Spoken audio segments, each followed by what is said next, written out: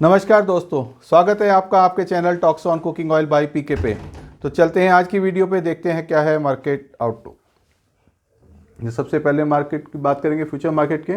तो future market जो 3949 था, कल जो 3:30 बजे बंद हुआ है, तो नियर अबाउट 105 पॉइंट माइनस बंद हुआ है और आज भी माइनस चल रहा है 23 पॉइंट्स का। सी बॉट के अंदर जो परसों मार्केट काफ़ी ज़्यादा डाउन हुई थी, 45 से 55, कल जब हमने सुबह बात करी तब और ज़्यादा डाउन चल रही थी, फिर शाम को थोड़ा सा प्लस होके 46 बंद हुई है, लेकिन आज फिर 29 के क्लोजिंग को फॉलो करते हुए 45.44 इस टाइम चल रही है। बेसिस पॉइंट 7 के करीब चल रहे हैं। सन ऑयल में भी रेगुलर गिरावट बनी हुई है 84.35 और डेली एन एक्सचेंज भी आप यहाँ से देख सकते हैं। अब बात करते हैं CIF रेट में। CIF रेट में $20 घटा के बोला गया है। ओलिन एंड CPO में जिस हिसाब से KLC डाउन हुई है 2-3 दिन में काफ़ी ज़्यादा 200 पॉइंट से नीचे आ गई है। और सोया डिगम सोया 918, कल जैसे सी बॉट थोड़ा सा बढ़ा हुआ था, और सन ऑयल 925 तक बोला गया है। तो सन ऑयल पे फिर दोबारा से प्रेशर आ रहा है क्योंकि इंडिया की बाइंग काफ़ी दिन से नहीं जा रही थी। अब बात करते हैं इंपोर्ट कॉस्ट की। तो अपनी जो ओलिन की कॉस्ट हमारी 85 रुपीज़ के आसपास आ रही है, यहाँ 82 बिक रहा है, 3 रुपीज़ डिस्पैरिटी रह गई है। सोयाबीन 85 के करीब है, 86.5 ₹1.5 पैरिटी पे बिक रहा है। सन ऑयल 87.5 और 87.5 पॉइंट पे ही काम हो रहे हैं। स्पॉट प्राइसेस के बारे में बात कर लेते हैं। तो 99.5 कच्ची घानी सेम मेंटेन हो रहा है। सोयाबीन में 50 पैसे डाउन है, 20 पैसे RBD डाउन है, और कॉटन 50 पैसे बढ़ा हुआ है। राइस ब्रांड सेम, और मस्टर्ड सीड के अंदर 10-15 रुपये का सुधार है। थोड़ा सा अराइवल्स की कमी है, तो और थोड़ी रेडी की डिमांड चल रही है। MP सोया के अंदर भी कल थोड़ा सा गवर्नमेंट का इंडिकेशंस आए हैं कि MSP पे परचेज़ करेंगे, उसकी वजह से थोड़ा सा बाज़ारों में सुधार देखा गया। अराइवल्स थोड़ी कम रही है 4550, और मस्टर्ड DOC आप 3920, थोड़ा मस्टर्ड DOC भी यहाँ पे बढ़ा है। तो जो पैनिक था थोड़ा मस्टर्ड सोयाबीन पे थोड़ा सा कम हुआ है। अब बात करते हैं कैलकाटा प्राइसेस के अंदर। तो आप सोयाबीन भी और RBD भी सब थोड़े से थोड़े घटे ही हुए हैं। क्रूड ऑयल नियर अबाउट 7.5 ही चल रहा है। 15 kg टीन हमारे कंज्यूमर पैक की क्या रेट आ रही है, तो वो 1476 पाम ओलिन, सोया रिफाइंड 1547 और मस्टर्ड कच्ची घानी 1733 दिल्ली UP हरियाणा के रेट हैं। और इसमें हमने 27 रुपीज़ का डिपो खर्चा और मार्जिनस लिया हुआ है। अगर हम राजस्थान के लिए 15 रुपये और गुजरात के लिए 25 रुपये इन रेट्स में कम हो जाएंगे। अब बात कर लेते हैं पीछे 24 आवर्स में क्या डेवलपमेंट्स हैं। तो एक तो ब्राज़ील क्रॉप जो है कि इंडिकेशन जो हम बात कर रहे थे 1630 लाख टन की, 2 महीने पहले 1580 लाख टन USDA ने अपनी रिपोर्ट दी थी।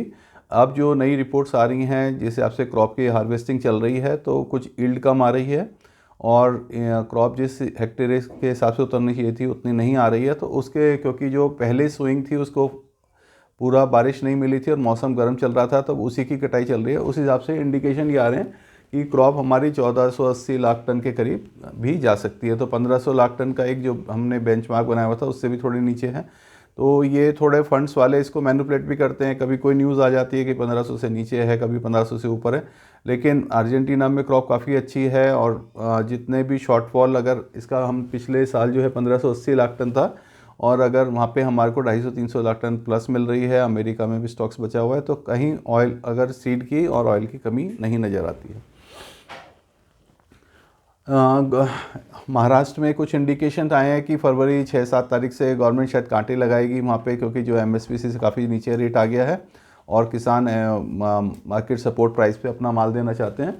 तो अब ये इस इंडिकेशन की वजह से थोड़ा सा तेज़ी देखी गई, 100-125 रुपये तक भी सीड के अंदर उछाल आया है, क्योंकि सेलर थोड़ा सा बाज़ार से जो है जो गायब हो गए हैं। जो किसान हैं थोड़े से अराइवल्स हमारी आज जो है केवल 2.5 लाख बैग की थी, और मस्टर्ड की 2.65 लाख की बैग की चल रही है।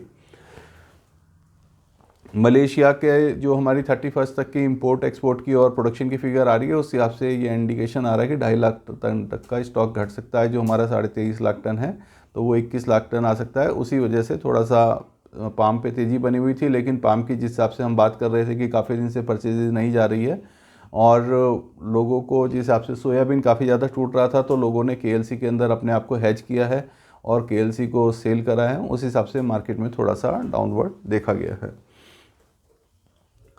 एक इंडोनेशिया जैसे एक हर 15 दिन में अपना एक्सपोर्ट टैक्स रिवाइज करता है, तो वो आज इंडिकेशन था, लेकिन अभी जो केएलसी डाउन हुई है तो अब हमें ये देखना है कि जो 2 रुपये किलो बढ़ने की उम्मीद चल रही थी, 4,000 जैसे केएलसी हो गई थी, तो वो घटा के 2 रुपये किलो बढ़ता है या नहीं बढ़ता है, या सेम ही कंटिन्यू करते हैं। तो जिसकी जैसे रिपोर्ट होगी आपको बता दी जाएगी। अर्जेंटीना ने एक्सपोर्ट टैक्स लगाने के लिए, जैसे अभी हमने पीसो उनका जो 360 चल रहा था उसको 800 के ऊपर ले गए हैं वो, तो उसमें जो नई गवर्नमेंट आई थी तो इसका ये इंडिकेशन था कि जो ऑयल है उसके ऊपर एक्सपोर्ट टैक्स लगेगा।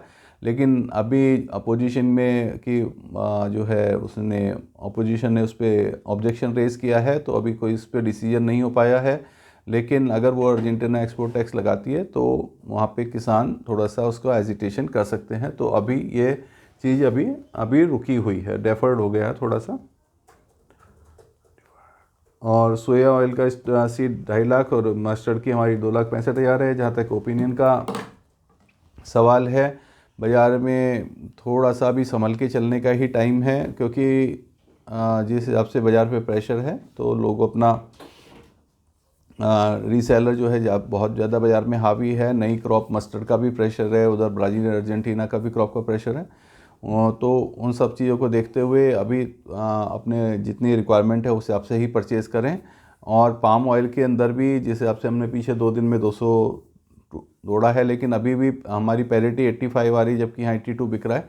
तो इसमें ये लगता है कि थोड़ा से टाइम के बाद हम सोयाबीन और पाम को एक भाव में भी देख पाएंगे। तो और जैसी भी रिपोर्ट्स आती है हम आपको अपडेट करते रहेंगे। सन ऑयल भी थोड़ा सा टूट कर आया है, 925 तक कर दिया, जो 940 चल रहा था। तो सन ऑयल भी मार्केट में जैसे जो पीछे टर्की ले रहा था, लेकिन सन सोयाबीन के रेगुलर सेलिंग की वजह से सन ऑयल काफ़ी दिन से प्रेशर में था, तो अब उन्होंने भी अपना रेट को मैच करना शुरू कर दिया। तो हमारे जो CNF के अंदर रेट पाम के, सोया के और इसके सबके $5-10 के अंदर ही डिफरेंस में चल रहे हैं। तो अब जो है मार्केट में क्या सिचुएशन रहती है, जैसे भी रहती है मैं आपको टाइम टू टाइम अपडेट करता रहूँगा। Thank you.